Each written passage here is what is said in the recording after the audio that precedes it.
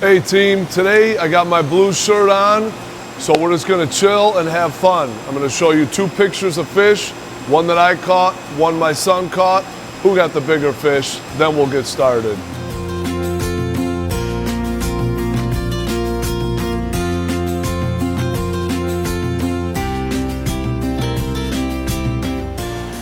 Hey guys, we're back. Let me know what you think about the fish. Those are largemouth bass. In this video today, we're going to talk about how I go from this slug to this part. Now, when you look at it, everyone's thinking, wow, that's simple. What are you making a video about that?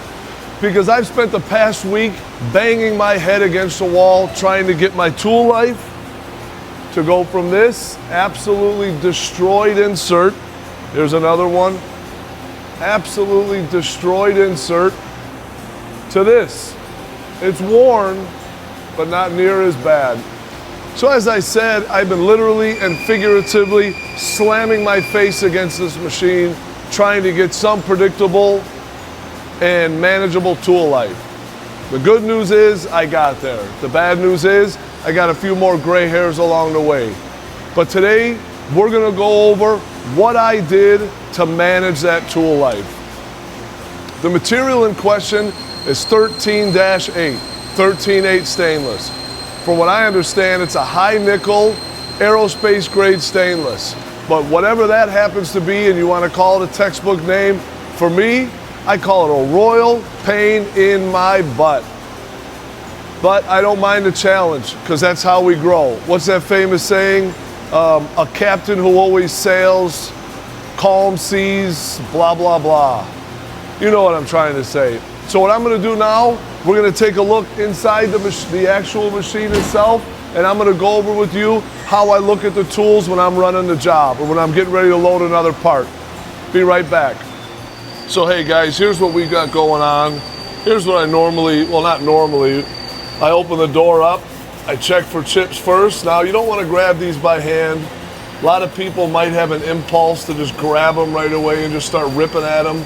I would not advise that. They're very sharp. They do not like humans. So up here, I got my rough bore. I check that. I feel with my nail to feel if it's worn. It is, and it needs to be changed. So I'm going to swap that tool out, but I'm not going to run another cycle if I determine that it feels too worn. Because what happens is my rough bore blows out, and then when I go to run my finish bore, the finish from the rougher is so bad that my finisher can't make a good bore. And then I come down here on the lower turret. Here's my drill. I feel that edge to feel if there's any buildup or chipping. If there's even the slightest bit, I index it around. I do not want to take this drill out. The insert's about $9 for 4 edges. The drill body's a few $100. I'd rather change this out more often than I need to versus blow this out or scrap apart. Furthermore, here's my rough. So the way I make this part, I use this tool, a WNMG 432 to rough the front. Then I use this tool, a VNMG 332 for the clearance to rough the back. I feel these edges. Do I feel any buildup, deformation, chipping, anything like that? Nope, it feels good. Same thing here. So I'm always checking my rough, my drill, and my rougher up here. As long as those are in good shape, I'm gonna be fine to run that next part. If I feel any sort of deformation or anything like that, I swap them out. All right, team, we are back from that little adventure inside the machine. The reason I went over that was to show any audience member out there what I do. After a cycle finishes, I programmed at the end of the cycle for my turrets to index to an advantageous position that I can check several tools without having to move the turret or put it in jog mode or handle mode or anything like that and index it manually or an MDI.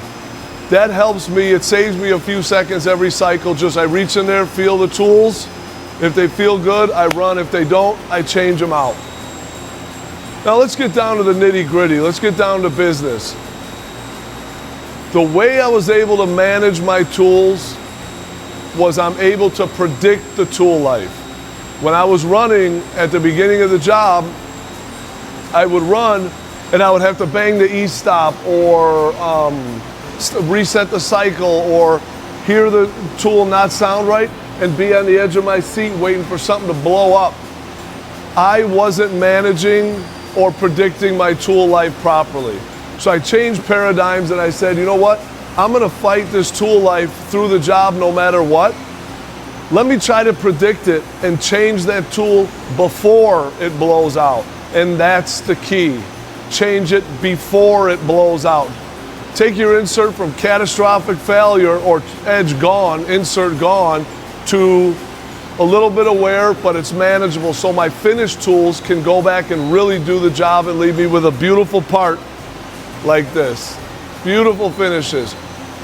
My tool life is in the garbage, but the surface finish and the part quality is excellent now. So let me get a little more into detail with that.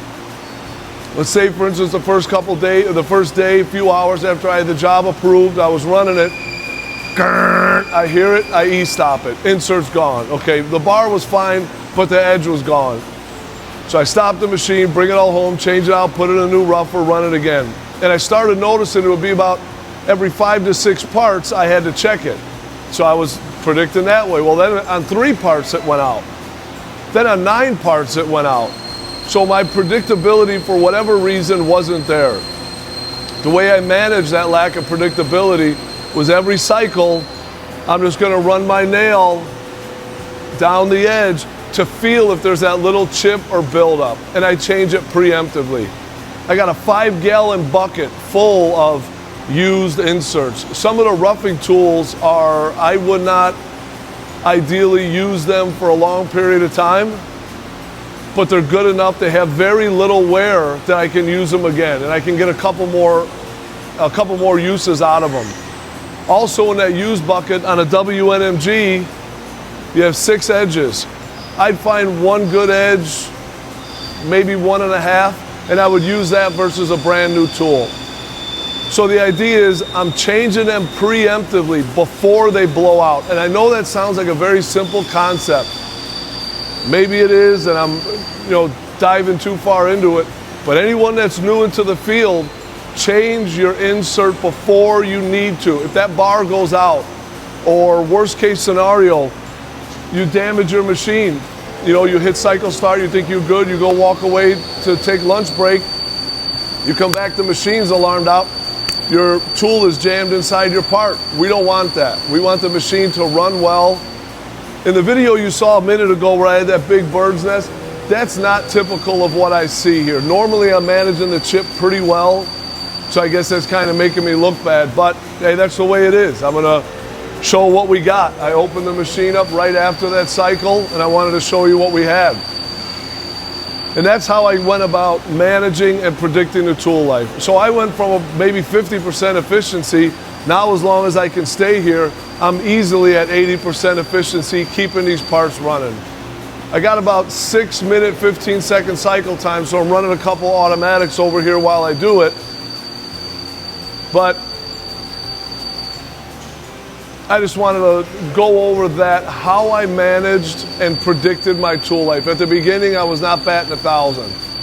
Then I started using my caveman brain, started kicking in and realized I need to solve this problem. So I was changing the tool preemptively before I need. And I wasn't able to predict a certain amount of parts per edge, but I know a window. I'm between 3 to 9.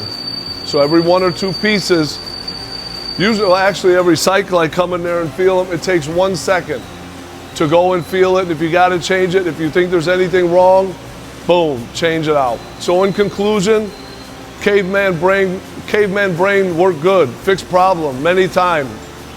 Change the inserts before you need them. Don't let your tool blow out. Don't scrap a part.